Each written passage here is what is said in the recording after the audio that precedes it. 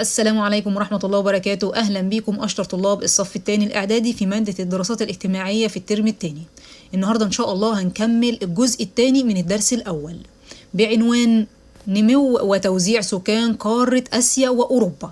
احنا كنا قلنا في الجزء الأول إن قارة آسيا دي هي أكتر قارة عايش فيها سكان، وبتزيد السكان دي عددها كل سنة، وقلنا إن هي أولى الدول من حيث عدد السكان. طيب وقارة أوروبا قلنا إن هي بتحتل المركز الثالث من حيث عدد السكان، وعدد سكانها قليل.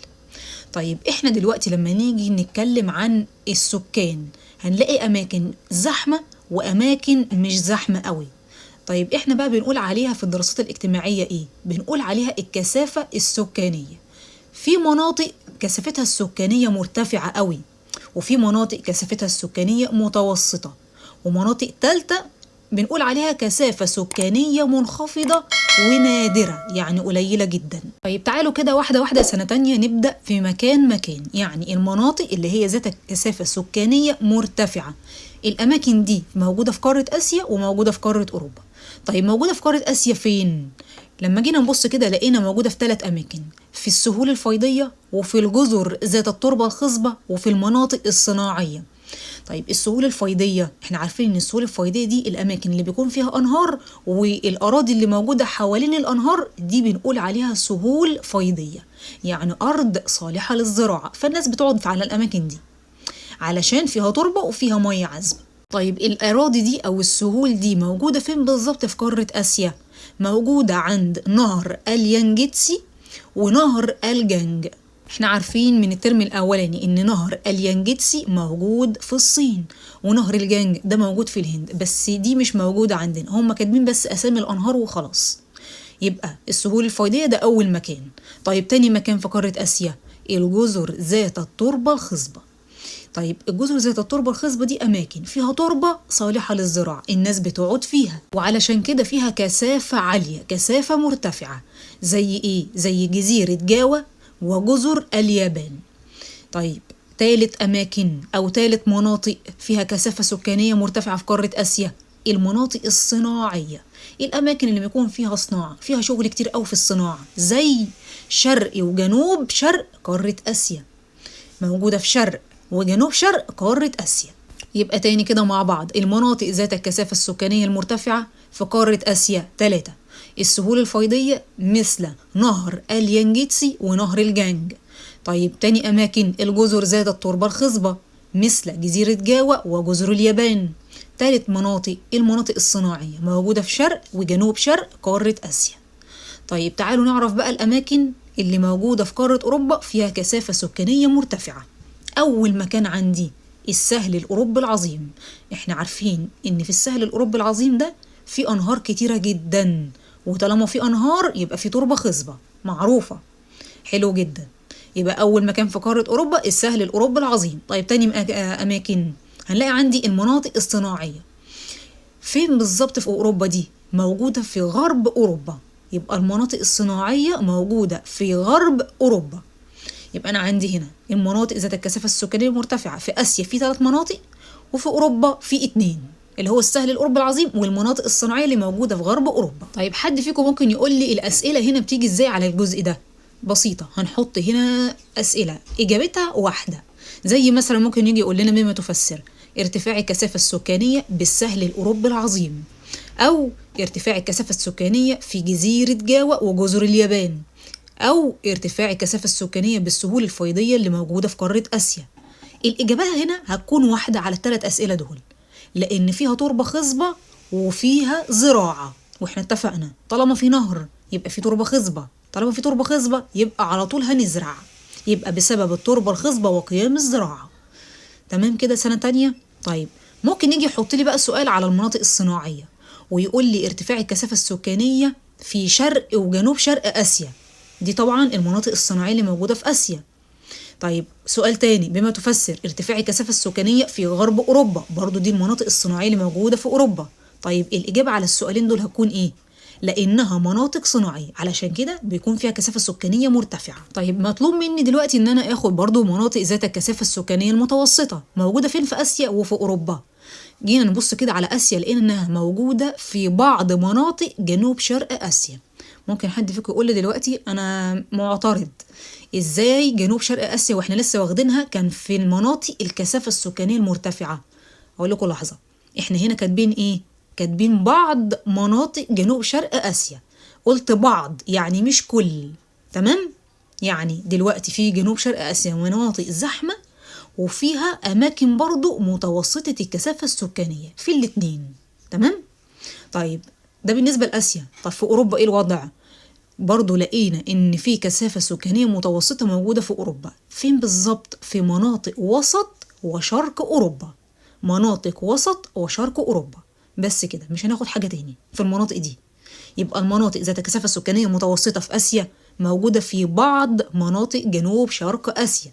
طيب في أوروبا في مناطق وسط وشرق أوروبا. طيب نيجي بقى لتالت مناطق عندي اللي هي مناطق ذات كثافة سكانية منخفضة ونادرة، يعني أماكن ما فيهاش سكان غير قليل جدا جدا جدا.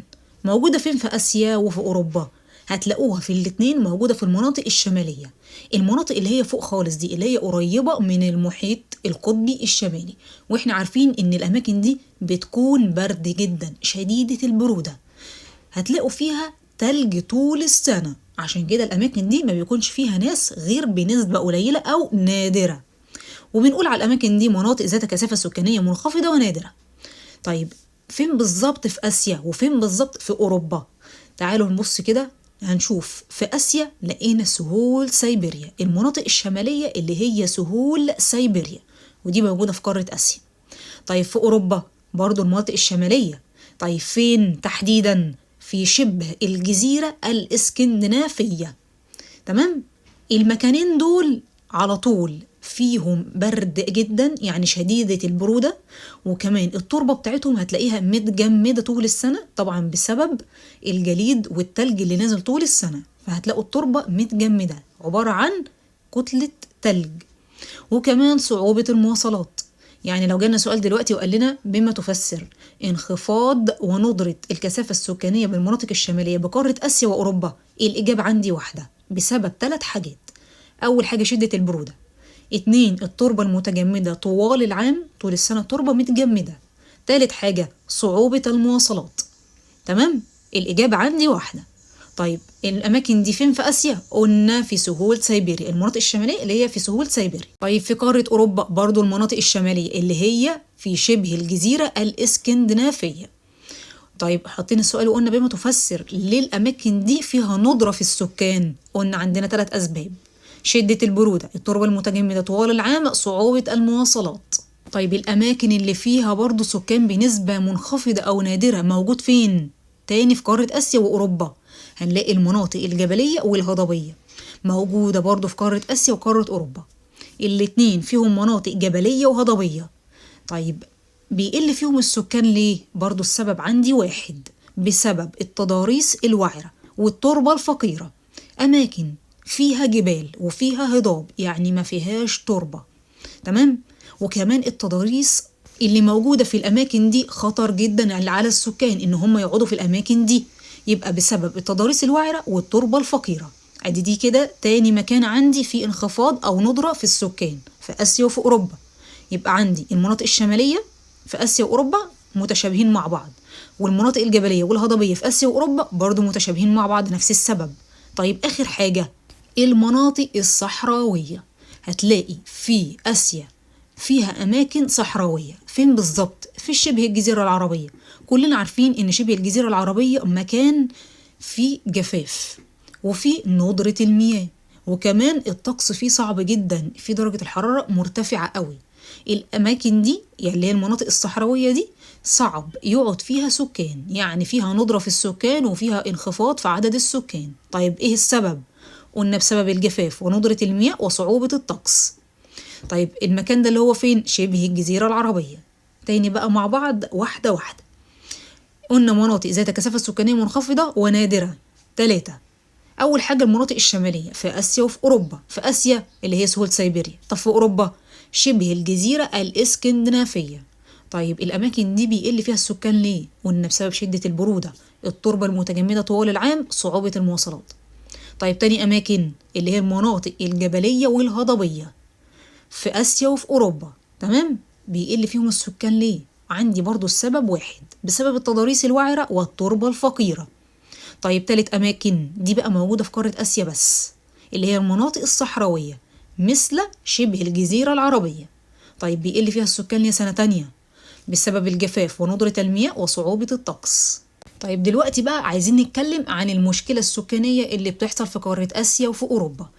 احنا عندنا المشكلة السكانية دي بتختلف من دولة إلى أخرى، يعني هتلاقي في دول بتعاني من انخفاض المواليد وزيادة عدد كبار السن، يعني المواليد عندهم قليلة جدا وكبار السن كتير قوي، فدي عاملة عندي مشكلة. زي دولة ايه كده؟ زي دولة فرنسا وإيطاليا واليابان وكوريا الجنوبية. الأربع دول دول هتلاقي إن نسبة المواليد فيهم قليلة قوي، ونسبة كبار السن مرتفعة قوي، يعني زيادة قوي. طيب الموضوع ده هيعمل لي مشكلة طبعا. نحن نحط سؤال كمان، نكتب هنا ما النتائج المترتبة على انخفاض المواليد وزيادة عدد كبار السن؟ أدى إلى إيه؟ أدى إلى قلة عدد السكان في سن العمل، يعني ما بقاش عندي فيه شباب تقدر تشتغل وتطلع إنتاج، ويكون في عندي تنمية اقتصادية. الموضوع أثر عليا جامد جدا، فهنكتب أدى إلى قلة عدد السكان في سن العمل اللي هم الشباب، وبالتالي يؤثر سلبا على معدلات الإنتاج والتنمية الاقتصادية. أصبح عندي ولا في حد بيشتغل، ولا بقى في عندي إنتاج، ولا في تنمية اقتصادية. بسبب إيه؟ إن مفيش عندي شباب تشتغل، تمام؟ وكبار السن هم اللي عددهم كتير جدا. يبقى تاني مع بعض، أول مشكلة عندي واجهناها في قارة آسيا وأوروبا إن في دول انخفض فيها معدل المواليد وزاد فيها عدد كبار السن، قلنا زي فرنسا، إيطاليا، اليابان، كوريا الجنوبية. طيب ده أدى إلى إيه؟ أدى إلى قلة عدد السكان في سن العمل، وبالتالي يؤثر سلبا على معدلات الإنتاج والتنمية الاقتصادية سنة تانية. طيب دي أول مشكلة. المشكلة التانية إيه؟ المشكلة التانية اللي هي النمو السكاني المتزايد وارتفاع الكثافة السكانية، يعني في مواليد كتير جدا، في نمو سكاني بزيادة مهولة. السكان بتزيد قوي قوي قوي قوي في الأماكن دي، فبالتالي حصل ارتفاع في الكثافة السكانية، تمام؟ زي دول إيه بقى؟ زي دولة الصين ودولة الهند ودولة إندونيسيا. الثلاث دول دول عدد السكان فيهم متزايد قوي، في كثافة سكانية مرتفعة. طيب ده أدى إلى إيه؟ أدى إلى 4 حاجات. أول حاجة زيادة الطلب على المياه العذبة، يعني بقى عايزين مية عذبة أكتر، مية نقدر نشرب منها ونزرع منها ونستخدمها في حياتنا بشكل أكبر بكتير. واستنزاف المياه الجوفية، دخلنا كمان على المياه الجوفية، ما رحمناش دي ولا دي. يبقى أول حاجة أثر عندي فيها زيادة الطلب على المياه العذبة واستنزاف المياه الجوفية. طيب تاني حاجة زيادة الطلب على الغذاء والمسكن، بقينا محتاجين غذاء أكتر، أكل أكتر، ونفس النظام في المسكن. طيب تالت حاجة زيادة الطلب على الطاقة الأحفورية والإنتاج الصناعي. الطاقة الأحفورية اللي هو البنزين، الغاز، الفحم، محتاجين حاجات نقدر نستخدمها في حياتنا تمشي حياتنا. طيب احنا الطاقة الأحفورية دي اللي بنستخدمها في بيوتنا زي الغاز الطبيعي. طيب بالنسبة للمصانع بتستخدم الفحم. طب بالنسبة للعربيات بتستخدم البنزين، فاحنا محتاجين طاقة أحفورية كتيرة جدا، فحصل زيادة في الطلب على الطاقة الأحفورية والإنتاج الصناعي. طيب رابع حاجة زيادة طيارات الهجرة الداخلية من الريف إلى المدن. يعني إيه زيادة طيارات الهجرة الداخلية من الريف إلى المدن؟ يعني دلوقتي الناس بدأت تمشي من الأماكن اللي هي عايشة فيها وتروح إلى المدن، تمشي من الريف إلى المدن عشان تبدأ تدور على شغل، تبدأ تحسن حياتها بشكل أفضل، يكون عندها تحسين في مستوى المعيشة، إن هي تلاقي شغل، تمشي من الريف وتروح المدن، فحصل هنا طيارات هجرة داخلية. يبقى تاني كده مع بعض، أول مشكلة كانت انخفاض المواليد وزيادة عدد كبار السن، وقلنا ده أدى إلى قلة عدد السكان في سن العمل، وبالتالي أثر لي بالسلب على معدلات الإنتاج والتنمية الاقتصادية. دي أول مشكلة، اركنوها بقى على جنب. تاني مشكلة اللي هو النمو السكاني المتزايد وارتفاع الكثافة السكانية، الناس اللي هي عددها بتزيد قوي قوي قوي زي الصين، الهند، إندونيسيا، عملت لي مشاكل. زي إيه؟ أول حاجة زيادة الطلب على المياه العذبة واستنزاف المياه الجوفية. 2 زيادة الطلب على الغذاء والمسكن. 3 زيادة الطلب على الطاقة الأحفورية والإنتاج الصناعي. رابع حاجة زيادة تيارات الهجرة الداخلية من الريف إلى المدن. طيب حد فيكم هيقول لي احنا كده اختصرنا الإجابات، واللي قدامنا دلوقتي على الشاشة إن في أسئلة على كل واحدة من دول. يعني زيادة الطلب على المياه العذبة واستنزاف المياه الجوفية ده أصلا سؤال لوحده، وفي تحتيه كلام كتير جدا. ونفس النظام زيادة الطلب على الغذاء والمسكن، ونفس النظام زيادة الطلب على الطاقة الأحفورية والإنتاج الصناعي. احنا ما نسيناش، احنا هنتكلم عن كل واحدة فيهم دلوقتي بالراحة ونفهمهم مش نحفظهم. فتعالوا كده نبدأ بواحدة واحدة فيهم. هنا هنحط سؤال على كل حاجة في دول. يعني مثلا نقول ما النتائج المترتبة على زيادة الطلب على المياه العذبة واستنزاف المياه الجوفية، نتج عنها ايه؟ أو أثرت لي على ايه؟ أثرت لي على الأمن المائي وانخفاض نصيب الفرد من المياه. حضرتك دلوقتي نصيبك من المياه قل قوي، يبقى انخفاض نصيب الفرد من المياه وأثر على الأمن المائي. أدي دي أول حاجة. طيب ما تيجي ناخد مثال على الموضوع ده. هتلاقي مثلا زي دولة الهند بدأ ينخفض نصيب الفرد للنصف من المياه في ايه؟ في 50 سنة الأخيرة. يعني 50 سنة الأخيرة دول من دولة الهند قل نصيب الفرد إلى النص من المية. يبقى احنا دلوقتي حطينا سؤال ما النتائج المترتبة على زيادة الطلب على المياه العذبة واستنزاف المياه الجوفية، أثر على ايه؟ الأمن المائي وانخفاض نصيب الفرد من المياه. طب ادينا مثال. قلنا دولة الهند انخفض نصيب الفرد للنصف من المياه في 50 سنة الأخيرة. طيب تاني حاجة حطينا سؤال برضو، قلنا ما النتائج المترتبة على زيادة الطلب على الغذاء والمسكن. يعني احنا دلوقتي بقى عندنا زيادة على الغذاء وكمان المسكن. طب نعمل ايه؟ قال لك ده أدى إلى التوسع في الأراضي الزراعية. بدأنا نتوسع في إن احنا نزرع أكتر، بنحصل توسع في الأراضي الزراعية، وكمان التوسع العمراني في الغابات والمراعي الطبيعية. نقف بقى هنا. التوسع العمراني في الغابات والمراعي الطبيعية دي أثرت لي على حاجة سنة تانية. دلوقتي الغابات دي مش حاجة ربنا خلقها لنا، حاجة طبيعية. غابات بيعيش فيها ايه؟ بيعيش فيها الحيوانات، تمام؟ طيب والمراعي الطبيعية دي برضو بيعيش فيها الحيوانات وفيها نباتات. أنا دلوقتي لما أجي أشيل كل ده وأخد الأرض دي أحولها لأرض عليها مباني، يعني أشيل الغابة وأشيل المراعي الطبيعية اللي بيعيش فيها النبات والحيوان وأبدأ أبني عليها بيوت علشان عدد السكان اللي زاد. طيب الموضوع ده هيؤدي إلى إيه؟ هيؤدي إلى تدمير الموائل الطبيعية للنباتات والحيوانات. الموائل دي اللي هي الحاجات اللي ربنا خلقها لنا الطبيعية، اللي هي الغابات والمراعي الطبيعية، الأماكن اللي بيعيش فيها النبات والحيوان. كده أنت بتدمر لي الموائل الطبيعية للنباتات والحيوانات. ده مش بس كده، انت كمان بتهدد لي التنوع البيولوجي اللي ربنا خلقه لي في الأماكن دي. يعني بتشيل كل حاجة ربنا خلقها لي وبتقضي لي على التنوع البيولوجي اللي ربنا خلقه للنبات والحيوان، علشان حضرتك تعمل توسع عمراني وتبني مساكن لعدد السكان اللي زاد. يبقى تاني كده مع بعض. سؤال ما النتائج المترتبة على زيادة الطلب على الغذاء والمسكن أدى إلى إيه سنة تانية؟ أدى إلى التوسع في الأراضي الزراعية. طيب تاني حاجة التوسع العمراني في الغابات والمراعي الطبيعية. وهنا قلنا هنقف ونحط سؤال، إيه اللي نتج عن التوسع العمراني في الغابات والمراعي الطبيعية؟ ده أثر لي ودمر الموائل الطبيعية للنباتات والحيوانات وتهديد التنوع البيولوجي. طيب تالت سؤال معانا اللي هو ما النتائج المترتبة على زيادة الطلب على الطاقة الأحفورية والإنتاج الصناعي. دلوقتي أنا لما استخدم طاقة أحفورية أكتر ده هيؤدي إلى إيه؟ إحنا طبعا عارفين إن الطاقة الأحفورية دي بتلوث لي الهواء، بتأثر لي على الإنسان، يبقى هتؤدي إلى تلوث الهواء، تمام؟ تاني حاجة وزيادة الانبعاثات للغازات الدفيئة التي تسبب تغير مناخي. طيب كل ده لما يحصل ايه اللي هينتج عنه في الاخر؟ هيؤثر سلبا على صحة السكان.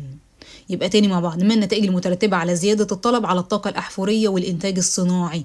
كل ما استخدم طاقة أحفورية أكتر أو إنتاج صناعي أكتر أنا كده أبقى بلوث الهواء، يبقى يؤدي إلى تلوث الهواء وزيادة انبعاثات الغازات الدفيئة التي تسبب تغير مناخي. والاتنين دول هيعملوا لي إيه سنة تانية؟ هيؤثروا سلبا على صحة السكان. طيب آخر سؤال عندي، ما النتائج المترتبة على زيادة تيارات الهجرة الداخلية من الريف إلى المدن؟ ده بقى هنا هيؤدي إلى إيه؟ الضغط على البنية التحتية. يعني حضرتك دلوقتي عمال تبني لي في طرق، كباري، صرف صحي في المدن الجديدة. طيب كل ده الناس لما تسيب الريف وتيجي للمدن هيحصل ضغط على البنية التحتية دي. يبقى أول حاجة بيؤدي إلى الضغط على البنية التحتية. تاني حاجة ظهور العشوائيات. الناس دي لما بتيجي وتسيب المكان اللي هي كانت قاعدة فيه وتيجي للمدينة اللي هي المدن، بيبدأ يقعد في أي مكان ويبدأوا يبنوا بيوت بشكل عشوائي. الطرق ما بتبقاش منظمة، فبيحصل ظهور عشوائيات، وده طبعا بيظهر لي هنا مشكلات زي مشكلة الفقر والمرض والجهل. الحاجات دي بتبدأ تزيد مع زيادة العشوائيات. يبقى احنا كده جاوبنا على 4 أسئلة، وهم في الأصل كانوا إجابة سؤال ما النتائج المترتبة على النمو السكاني المتزايد وارتفاع الكثافة السكانية. طيب احنا دلوقتي عندنا مشاكل في قارة آسيا وقارة أوروبا بسبب المشكلة السكانية. نسكت ولا نبدأ نعمل جهود علشان نحل المشاكل دي؟ حصل جهود من قارة آسيا وقارة أوروبا عشان تواجه المشكلات السكانية، فحطينا سؤال وقلنا بما تفسر قيام دول قارتي آسيا وأوروبا بجهود لمواجهة المشكلة السكانية بسبب إيه؟ قلنا علشان نحقق التوازن بين النمو السكاني والموارد المتاحة، عشان أخلي السكان اللي عندي على قد الموارد اللي عندي بالظبط، ما يكونوش أزيد فاضطر إن أنا يكون عندي مشكلة تانية. تمام؟ يبقى لتحقيق التوازن بين النمو السكاني والموارد المتاحة، أنا حضرتك دلوقتي عايز أخلي السكان قد الموارد اللي موجودة عندي بالظبط عشان ما يبقاش عندي فيه مشكلة. طيب وإيه كمان؟ وتحسين خصائص السكان لتحقيق التنمية المستدامة. يبقى تاني مع بعض بما تفسر قيام دول قارتي آسيا وأوروبا بجهود لمواجهة المشكلة السكانية. إيه السبب؟ عشان نحقق التوازن بين النمو السكاني والموارد المتاحة وتحسين خصائص السكان لتحقيق التنمية المستدامة. حلو جدا. أنا دلوقتي بقى عايز أعرف الجهود اللي الدول دي عملتها. طيب أول مشكلة عندي اللي هي انخفاض المواليد وزيادة عدد كبار السن. الدول هنا بدأت تعمل إيه عشان تواجه المشكلة دي؟ عملت 4 حاجات. أول حاجة تقديم حوافز مالية. إحنا دلوقتي عندنا عدد المواليد قليل وكبار السن كتير، يعني أنا دلوقتي عندي مشكلة، فأنا هقدم حوافز مالية. أنا هديك فلوس على إيه بقى؟ على إنك تخلف أكتر وتجيب لي عدد أطفال أكتر علشان يكون في عندي عدد مواليد أكتر، ما يبقاش قليل. خلف أنت بس وملكش دعوة، أنا هديك فلوس. يبقى تقديم حوافز مالية. طيب تاني حاجة رفع سن التقاعد تدريجيا. مثل إيه؟ مثل ما حدث في فرنسا، زي اللي حصل في فرنسا بالظبط. فرنسا قالوا إن إحنا بدل ما نطلع الناس معاش في سن 60، لأ، ممكن نزودهم سنة كمان أو سنتين. يعني مثلا يطلع معاش في سن 61 62 وهكذا، لأن مفيش حد يشتغل، فهنرفع إيه؟ سن التقاعد تدريجيا زي اللي حصل في فرنسا. طيب تالت حاجة الاعتماد على التكنولوجيا والتقليل من الاعتماد على القوة البشرية. يعني نبدأ نعتمد بقى على الآلات ونعتمد على التكنولوجيا طالما احنا ما عندناش بشر أساسا يشتغلوا، فهنعتمد على التكنولوجيا والتقليل من الاعتماد على القوة البشرية. طيب رابع حاجة تشجيع الهجرة إلى الدول لتعويض النقص في القوة العاملة. احنا دلوقتي الدول دي ما فيهاش شباب، فاحنا عايزين نشجع الهجرة ليها. يعني الناس اللي عايزة تشتغل تعالوا بقى اقعدوا عندنا علشان احنا عندنا في نقص في عدد الشباب، فتعالوا اشتغلوا عندنا. يبقى بدأوا يشجعوا على الهجرة عشان يعوضوا النقص اللي عندهم في القوة العاملة. يبقى احنا كده حلنا مشكلة ايه؟ انخفاض المواليد وزيادة عدد كبار السن. طيب المشكلة التانية عندي اللي هي النمو السكاني المتزايد وارتفاع الكثافة السكانية. عندي هنا في نمو سكاني كتير جدا، أبدأ أواجه المشكلة دي ازاي؟ برضو قدمنا حوافز مالية، لكن مش للي يخلف أكتر، احنا أصلا عندنا في زيادة سكانية، احنا عايزين نقللها. فهم قالوا هنديكوا حوافز مالية للي هيخلف أقل، اللي يخلف عدد قليل من الأطفال هنديله فلوس. طيب تاني حاجة هنبدأ نبني الوحدات الصحية، نبدأ نبني أماكن تهتم بصحة الناس وتوفر لهم وسائل تنظيم الأسرة، والموضوع ده بدون مقابل مادي. يعني إيه بقى الكلام ده؟ يعني أنا دلوقتي الناس اللي هي بتخلف دي أنا هبدأ إن أنا أديهم وسيلة أو وسائل تخليهم يخلفوا عدد أطفال أقل، والكلام ده أنا هعمله من غير مقابل مادي، من غير فلوس، مش عايزين فلوس. انتوا خدوا بس الوسائل دي علشان ما تجيبوش أطفال كتير، ويبقى كده حلنا المشكلة بتاعتنا. يبقى بناء الوحدات الصحية وتوفير وسائل تنظيم الأسرة بدون مقابل مادي، مش عايزين فلوس، خلفوا قليل بس علشان نحل المشكلة اللي عندنا. طيب تالت حاجة نبدأ بقى نوعي الأفراد بخطورة الزيادة السكانية. الناس اللي بتخلف كتير دي نبدأ نوعيها، ده غلط، ونفهمهم ان عدد الاطفال الكتير مش هيخليكوا تعيشوا في مستوى رفاهية كويس، مش هتخليكوا تحسوا بالحياة. يعني مثلا اللي مخلف 7 او اللي مخلف 8 هيعيش زي اللي مخلف 2 أو 3؟ لا طبعا. اللي مخلف 2 و3 هيقدر ان هو يستمتع بالحياة احسن واكتر، انما اللي مخلف 7 ده مش هيعيش اساسا. يعني يا دوب هتلاقي المرتب بتاعه بيكفيهم اكل وشرب وخلاص على كده. طيب رابع حاجة، التخطيط العمراني المستدام والاستثمار في الطاقة المتجددة. طيب واحدة واحدة نبدأ نعمل تخطيط عمراني مستدام، نبدأ نخطط لمدن جديدة تكون جاهزة كمان ودايما للأجيال اللي جاية بعدنا. ده بنقول عليه التخطيط العمراني المستدام. طيب وإيه الاستثمار في الطاقة المتجددة؟ إن احنا بقى نبدأ نستخدم الطاقة الشمسية، طاقة الرياح اللي هي الطاقة النظيفة، ودي طبعا أحسن بكتير، موفرة ومش بتضر بصحة الإنسان ولا بتلوث الهواء. يبقى احنا عندنا دلوقتي في قارة آسيا وقارة أوروبا كان فيها مشاكل، فبدأت إن هي تحلها وتواجه المشاكل دي وتعمل جهود، فحلت لي مشكلة انخفاض المواليد وزيادة عدد كبار السن. واتفقنا إن احنا عندنا 4 حاجات عشان تحل المشكلة دي. نفس النظام في مشكلة النمو السكاني المتزايد وارتفاع الكثافة السكانية، برضو قدمنا 4 حلول. وبكده سنة تانية نكون خلصنا الدرس الأولاني، ويا رب يكون الشرح بسيط وسهل واستفدتوا منه. إن شاء الله أشوفكم في الدرس التاني. السلام عليكم ورحمة الله وبركاته.